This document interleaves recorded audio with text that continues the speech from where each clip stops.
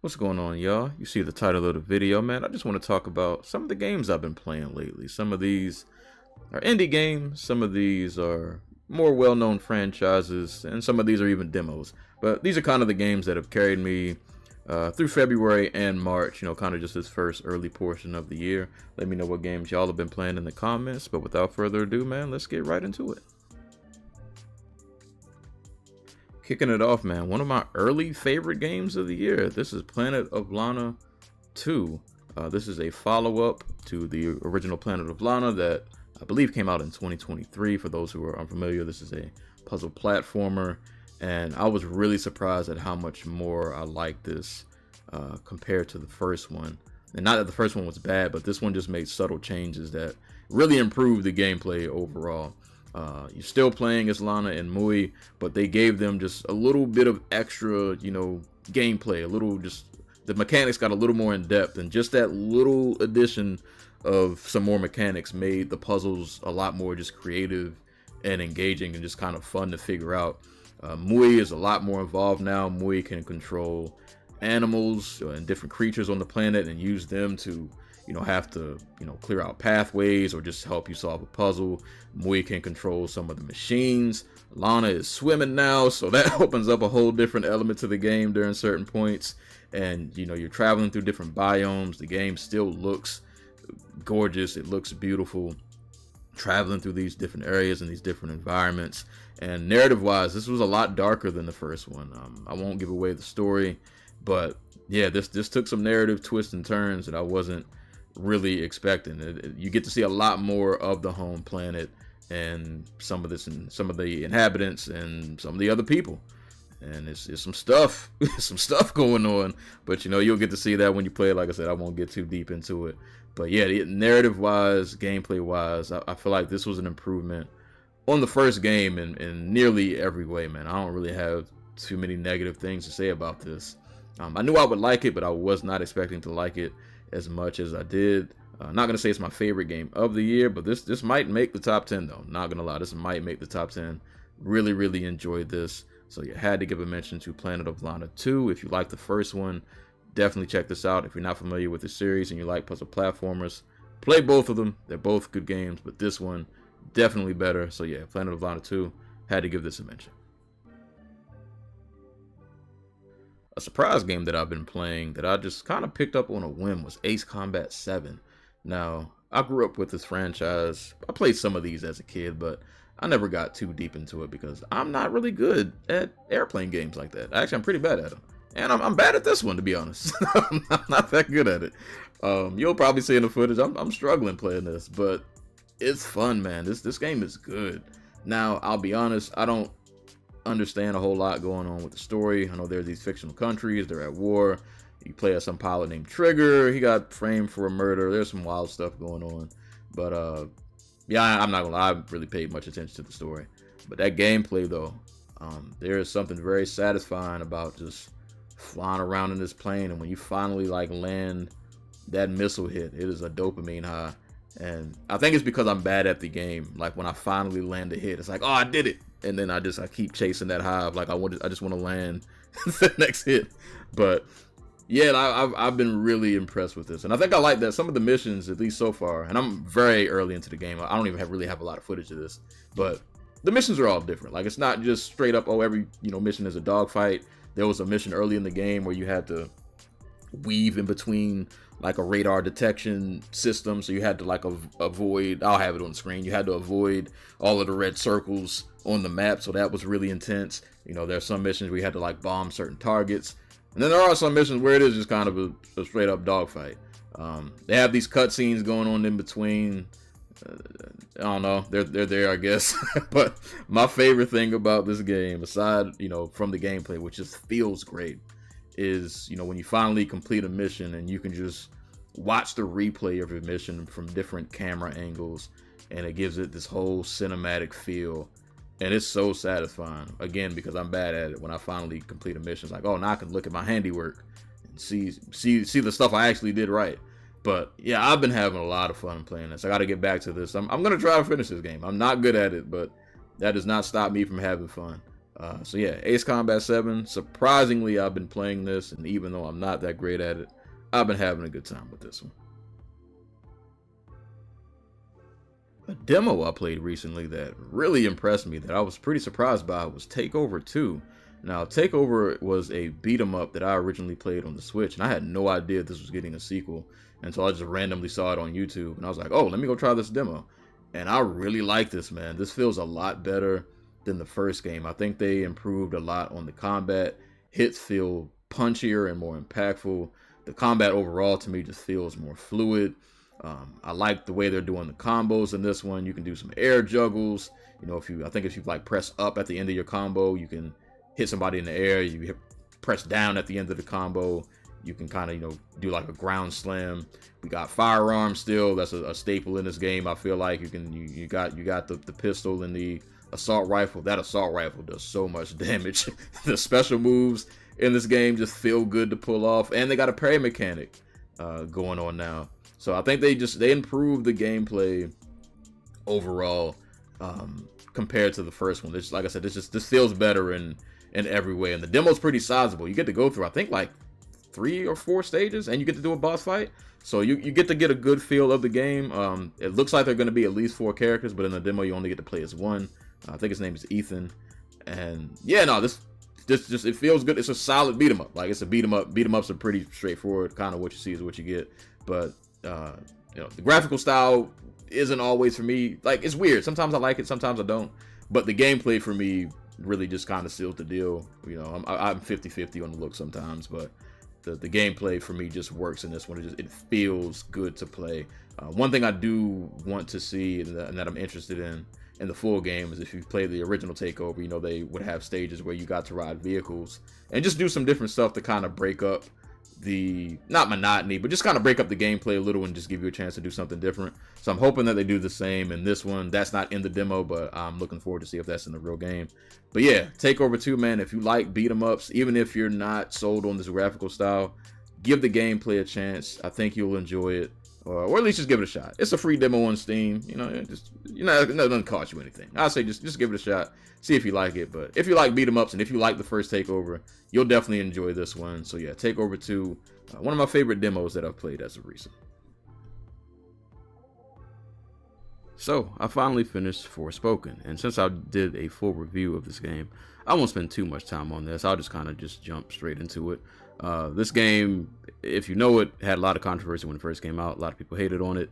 My short version is I don't think this game was as bad as people said it was. I actually had a decent time with this. Now, is it perfect? Absolutely not. It definitely has flaws. The story isn't anything groundbreaking. The dialogue can be cheesy in a very MCU-ish kind of way, but I really enjoyed the combat. It is magic-based combat, and Frey has so many just different kinds of abilities that she can do, especially once you get to unlocking things on the skill tree. So I really enjoyed the variety in terms of the different magical abilities that she can get. The parkour and the movement in this game feels great. It makes doing what would normally be a very mundane thing way more fun than it has any business being, with you just being able to flip and jump over stuff and use your grappling hook. It makes those moment to moment that moment to moment gameplay just feel much better, because the simple thing of just movement just feels good. And I like that her magic can influence the way that she moves too. But like I said, I did a full review of this, so if you want to get more specific details, I will leave a link to that in the description below. But yeah, I enjoyed this. I think if you catch this on a sale, if you are remotely interested in trying this and you catch it on a sale, I think you'll be okay with what you get. Like I said, it's not the greatest game in the world. I'm not going to try to sell you on that, but it is a solid action adventure game that doesn't overstay its welcome. You can finish this in a pretty respectable time, and you can just kind of move on to the next thing. But yeah, wanted to get Forspoken to mention because I have been playing it lately, but go check out the review if you want to get more of my in-depth thoughts. A game that I finally finished is Wanted Dead on the PS5. Been playing that lately, and I finished it. And yeah, it is janky, and I like it. This is a third-person action hack and slash game that feels like a PS3 game that somehow snuck into a PS5. It is not the smoothest game to play. The voice acting is meh. The story is meh. The gameplay doesn't always really feel smooth, but I don't know. I like the combat. You play as Hannah Stone. She's a cop or a cyborg who's working for the police. I don't really care about the story. I'm going to be honest. I'm here to cut people, and that's what I did. I like the way she can chain the combos together. You're kind of working with the sword and the gun, and you can chain those together to pull off some pretty cool combos. She has some really dope takedowns, and I like the takedowns and the takedown animations, and the fact that she can chain those together. Different kind of weapons. There is some third-person shooting going on. That also doesn't feel smooth, but it just at least adds a different wrinkle to the gameplay. You got a chainsaw that you can pick up. The action in this it's a good turn your brain off kind of game. You don't need to get super invested into what's going on, but they'll do stuff to catch your eye in good and bad ways. They got these just weird anime cutscenes that to me just don't fit the vibe of this game at all, but I like how they look, so I'm glad they're there. The rhythm section mini games are weird. I don't like those, but I'm also glad they're there. It's just it gives it an endearing janky charm. Yeah, like this game just has that old school jank to it, and I like jank in my games. Jank to me is like seasoning. It's you gotta have it sometimes. It's a good thing. But if you don't like jank, you won't enjoy this. But yeah, there's not much to sell you on here. This is very cheap, low grade, just kind of hack and slash action that to me it feels good. It feels like a C-level Netflix movie. It's not the best thing in the world. There are plenty of better options, but it's not that bad either if you give it a shot. If you like some jank, go ahead and play this, man. So yeah, now that I finished Wanted Dead, this is one of my favorite little new mediocre games that I enjoy. Like the combat in this. Everything else is kind of meh, but that's not what I was here for. I was here to cut up people and have a good time, and this game let me do that. So yeah, Wanted Dead, finally finished this, and I had a good time with it. It's going to be really hard for me to not talk about this game for like 20 minutes. But Xenoblade Chronicles X Definitive Edition has been the only thing I've honestly felt like playing as of late. I originally owned this on the Wii U, but never finished it. So I now have the definitive version on the Switch, playing this on the Switch 1. And I absolutely love this game, man. Running around Planet Mirror, going to all of these different locations. This is a beautiful game and such a large open world where you can just go everywhere. Just run around on foot. There's no fall damage, so I can jump and fall as far as I want. No stamina meter. I swam from Silvarum all the way to Caldros because I could, and who's gonna stop me? Like I can spend hours in this game just doing stuff, just fighting monsters, leveling up, taking time to really explore every nook and cranny of the world. And I'm not rushing through this game, man. I've already accepted I'm gonna play this for like a good 100 hours. I'm 30 hours in so far. I'm around like chapter 6 or 7. Just got my Skell license, so I finally got my mech. I never got the mech when I played the original, so I finally got my mech. We out here. I ain't got the cool mech though. I got like the one they give you for free. But I'm proud of my mech, man. We've been putting in work. We've been getting into some fights. I'm liking the story so far. I won't get into the narrative for spoilers for anybody who hasn't played it. But now that I'm at the point that I'm at, I'm starting to see like the stakes of the game and what's going on as far as, these other inhabitants of Planet Mirror. You meet a lot of different, entities and species on this planet. Some are friends, some are not so friendly. And, I'm learning about the life hold, and that's a whole thing I'm not going to get into because of spoilers. But, the stakes are getting higher, but I've been absolutely just in love with this game. Something about this gameplay loop, it has me in the meanest of chokeholds, and I'm not ready to let this go. I normally don't play games like this. It's not really turn-based, it's like an active turn-based, if that even makes sense. I don't even know if that's the right description. But like I normally don't play stuff like this, but something about this game in particular, it's different, man. It's different. And it's not the perfect game. Some of the side missions, even though they've made improvements in this definitive edition, gameplay feels better, menus are more concise, things just kind of are easier to read. Party members are way easier to recruit now, but some of the missions are tied to what I feel like are some very unfavorable RNG. I think it's the repair. There's a repair affinity mission. Just skip that one. That mission's trash. Yeah, so some of the RNG tied to some of the side missions I don't enjoy. But outside of that, man, I've been thoroughly enjoying this, and I'm taking my sweet time. I'm going to do all the side missions, sans the one I just mentioned. But I'm doing all the side missions. I'm taking my time to really enjoy this. I'm exploring every corner of this world, and I've just been in love with this game. So yeah, Xenoblade Chronicles X Definitive Edition. This has been my addiction as of late. So, my favorite game of 2026 is this game right here, Mio Memories in Orbit. I had to have a Metroidvania on the list, and of course it's my favorite game of the year. But, nah, man, I really enjoyed this game, man. You play as this little robot named Mio, and you run around this really large vessel trying to uncover mysteries and secrets and really get down into the nitty-gritty of what's going on in this vessel. This game has a really interesting narrative that was a little darker. It went places I didn't think it was going to go, but I really ended up enjoying the narrative once I got to the end of it. The movement in this game feels good. The look of this game is gorgeous. So many different biomes that all have their own distinct feel to them, and even regardless if the biome is bright and colorful or if it's kind of like dull and grim, it all has this just kind of beautiful look about it. And my only real critique of this game is I wish the combat was a little deeper, even with the upgrades that you get. The combat has some variety, but not as much as I would have liked.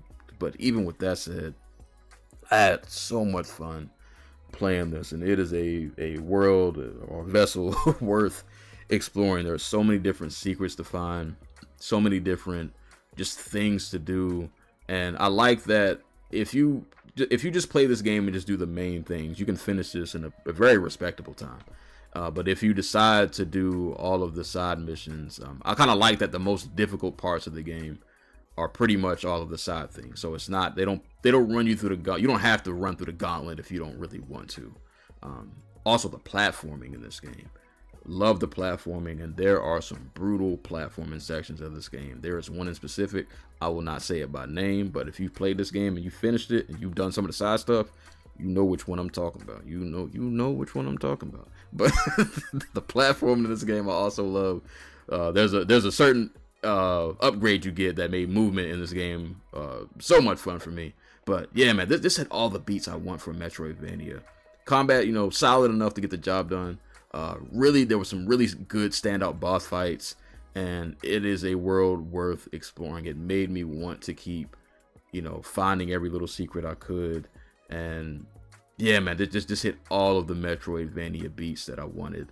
So yeah, Mio Memories in Orbit, man, this so far is my favorite game of 2026.